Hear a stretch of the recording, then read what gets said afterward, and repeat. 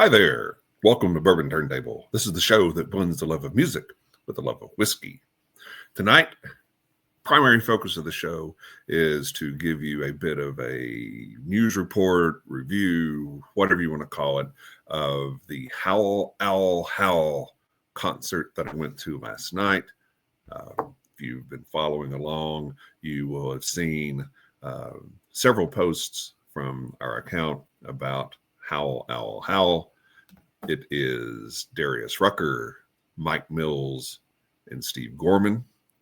And this is really fun. Very exciting show to see and be a part of. It was the first show of their very brief tour that's coming up here in November.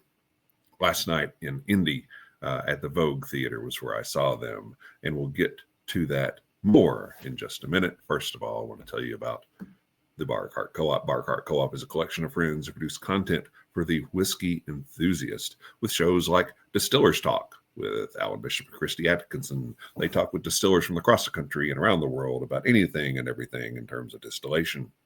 My Whiskey Den with Pat, Mike, and Mitch every Monday night, 9 o'clock Eastern, 8 o'clock Central Time. My Whiskey Den where craft whiskey is king. Whiskey in My Wedding Ring with David Levine. David does some great interviews with distillers. He also has a blog where he posts some excellent and very useful whiskey reviews. Alan Bishop also has a show called One Piece at a Time Distilling Institute. If you've got a question about anything in terms of distillation, ask Alan, and he'll give you a response. Another show from Alan and his wife Kim is a show called If You Have Ghosts, You Have Everything. And this show treads into the supernatural, the spiritual, the unusual, the macabre, etc., etc. Also want to make sure that you know about our show, Bourbon Turntable. If you're watching right now on YouTube, go ahead and hit that subscribe button so you can follow along with every show that we have come out. You can also listen to us on your favorite podcast platform. So before I get more into Howl Owl Howl, and very unique names, good story behind how the name came about, but it's a bit of an awkward band name to say, but it was very unawkward to hear them play. But I want to tell you a little bit about what I'm drinking tonight. I just thought, okay, what's something close to an owl? No, I'm not going to drink Kentucky Owl. That's defunct and out of the way. So I got something close. It's a Buzzard's Roost single barrel cigar rye. They've got their single barrel cigar bourbon that is coming out this weekend at the distillery, so you can check that out as well. So cheers to Buzzard's Roost. Cheers to Howl Owl Howl. And cheers to me being able to pronounce the name of that band probably another 20 times tonight. Cheers. So the show, I got there, doors opened at 7. I got there around 6. There were about 15 people in line in front of me waiting to get in. As soon as I got in, made a beeline to the front and just, right there against the rail, had a very close-up view of one Mr. Mike Mills throughout the evening, and that was a lot of fun to watch him play bass. Was pretty cool, and we'll talk more about that in a second. But the place was packed, a lot of energy, a lot of excitement, as you might imagine.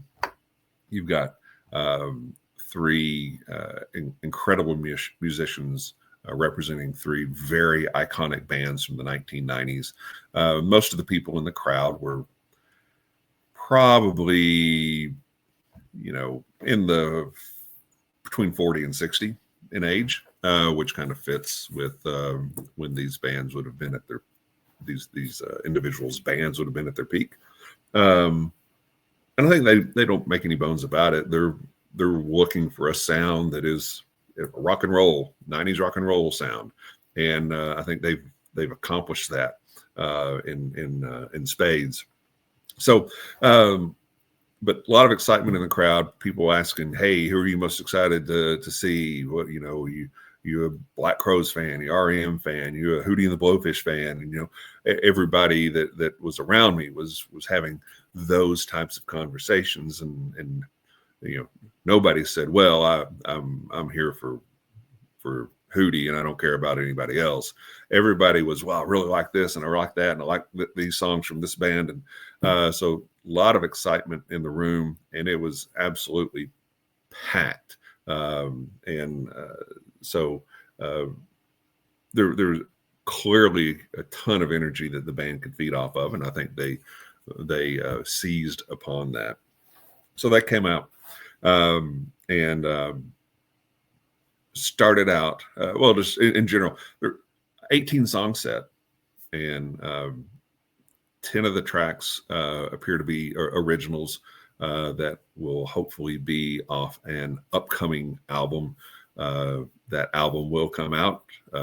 They don't know when, but the album will come out at some point. So 10 songs that were originals. Then they did 4 REM songs, 2 Hootie and the Blowfish songs, and 2 Black Crowes songs. And those all hit at really significant times during the show. So they opened up. Opener was a song called "Fear," and again, that's something that appears to be an original tune off an upcoming album by Howl Owl Howl. Then they did second song was a song that I think was just fantastic, called "Doesn't Matter Now." You look at the opening riff of that is just a very rapid bass line from Mike Mills, and he just kills it. Then third song,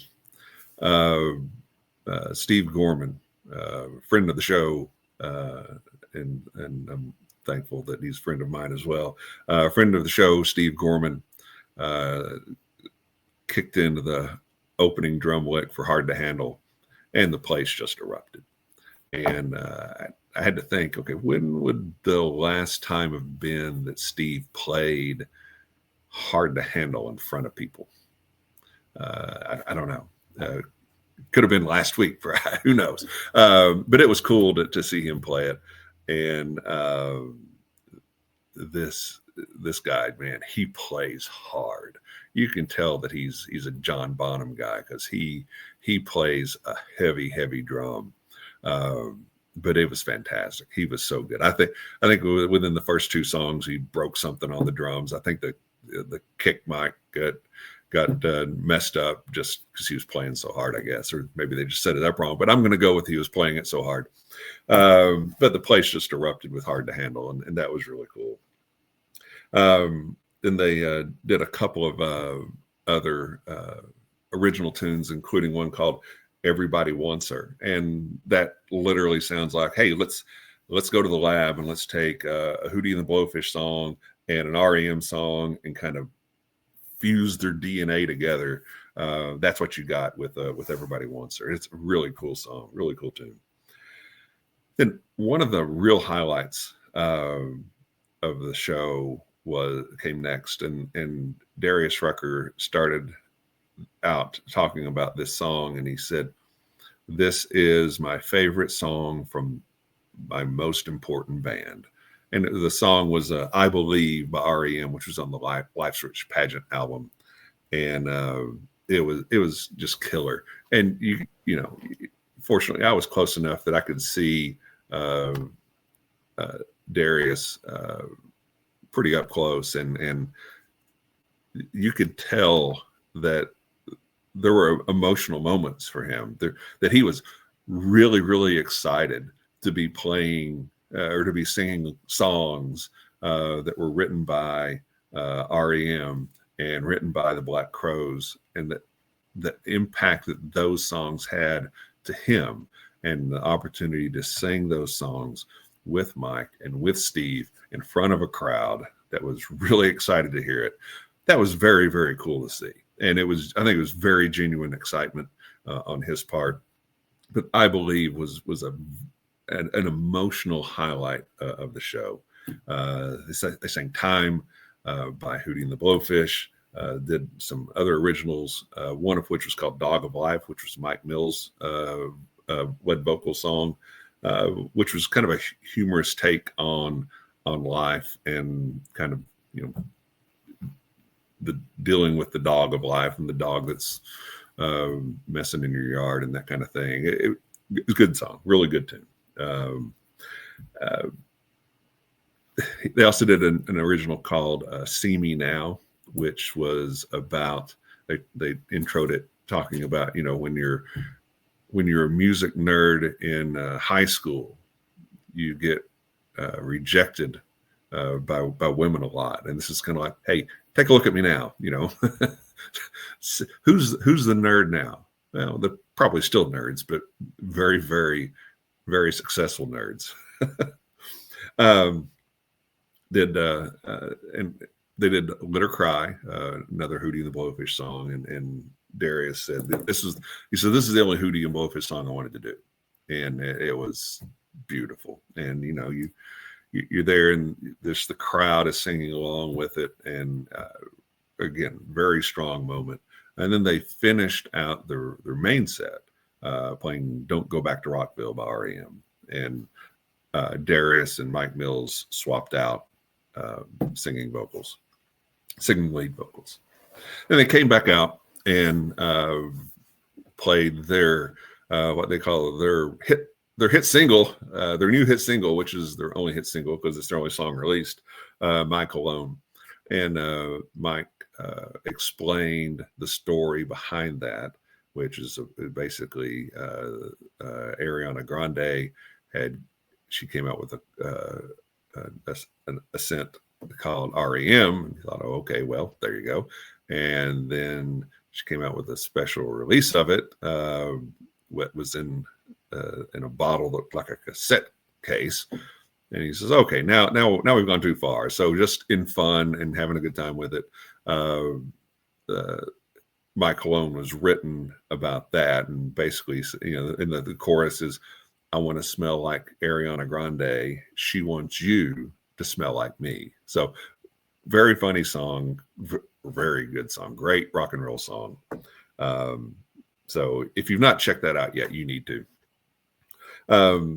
Second song in the encore was also an original song called "Used to Be." Then they kicked in with another REM song, "Losing My Religion." And again, when they hit the chorus, and you know, you hear it was loud. The band was very, very loud. Probably a little too loud, to be honest, for the size of the room. But the band was loud, but you could still hear people in the crowd singing the chorus of "Losing My Religion" very, very loud. You know, like people were shouting, "That's me in the corner." Then they did "She Talks to Angels," and you know, Darius basically credited the Black Crowes with that song inspiring him and his writing. And he says, he tells them thanks for the Grammy. But that was beautiful. That was great. Then they closed with an REM song off the Document album, "The One I Love." And again, Gorman kicks in with that drum lick at the beginning, and it sounds like thunder. So really great time. And I would encourage you, if you are anywhere near a place where you can see them, do so. Tonight, as I'm recording this, they're actually in Chicago, so too late there. But in DC on Thursday, November 6th, in Asbury Park, New Jersey on Friday the 7th, in Boston Saturday the 8th, then New York City on November 11th, Philadelphia on November 12th, Athens, Georgia. I mentioned this last week. It would just be so freaking cool to see this band in Athens on November 14th. And then closes everything out November 15th in Atlanta. So if you're in any of those areas or can get to any of those areas, highly, highly recommend that you go see these guys. They're still at the top of their game. So with Darius, his voice was just perfection, as you might expect. It is so smooth. It's like molasses melting off honey onto a velvet Elvis painting. It just, you don't get any more smooth and more powerful than Darius Rucker. And he carried the room with ease. And Mike Mills, again, really cool to just watch him play up close. I think underrated as a bass player when you go back and you listen to some of those REM songs, Exhuming McCarthy, Catapult, Laughing, even going all the way back to Chronic Town and the bass track on A Million. Fantastic stuff. And it all carried through to their live performance. And you could see that he's a pretty laid back guy on stage, but there were times where he was really getting excited, getting into what was going on. And then our friend Steve, I couldn't see Steve really well because of the angle between myself and Steve, because Mike was kind of in between, but that's not a bad thing. Seeing Mike play was really cool, but didn't get a lot of good pictures of Steve. And he's right now, that's in between songs, and I know he's not looking at me, but it's kind of like he's looking at me like, why are you taking my picture now, idiot? But Steve was great. He plays so strong, and he has just great fills in all of these songs. I would have loved to hear this band play Second Guessing just so I could watch Steve do the great fills in that tune. But congratulations, Steve. And then I'll just say, these guys look like they were having a blast playing together. And apparently this project's been in the works for about 6 years. Just a little bit of time, a little bit at a time. And when they could get together, they'd write, they'd record. And thankfully now it's all come together. And this is just terrific stuff. And hopefully they'll, have a very successful tour here this November. Get the album released, and then maybe we'll see them back on the road again in 2026. That would be fantastic. And any opportunity, I will try to go see them again. And again, I'd encourage you to go see them. And if you can't, be sure to check out my Cologne. Follow along here. I'll be posting anything that they put out, and you can obviously follow them at Howl Owl Howl on Facebook and on Instagram. So before I wrap things up for this show, I wanted to tell you about one more thing that's coming out at tomorrow. Parker Barrow is releasing a new EP called Hold the Mash. And you guys know how much I love these folks. Megan and Dylan are just top-notch people. They're working so hard, writing, touring. I don't know how many dates they've played in the last year and a half, but it's a ton. And they're getting ready to head back over to Europe, but not before they get this EP out. So be looking for that on Wednesday. All right. So that does it for this show. Hope you enjoyed it. Hope you enjoyed a little recap of Howl Owl Howl. There they are at the conclusion. Everybody taking their bow. Super show. Highly recommend it. Congratulations, guys. And Steve, you're always welcome back. An open invitation to Mike and Darius as well. Would love to have you guys on and talk about your fantastic careers and what's coming up next for you. And hopefully it's more Howl Owl Howl. Good night, everybody. Cheers.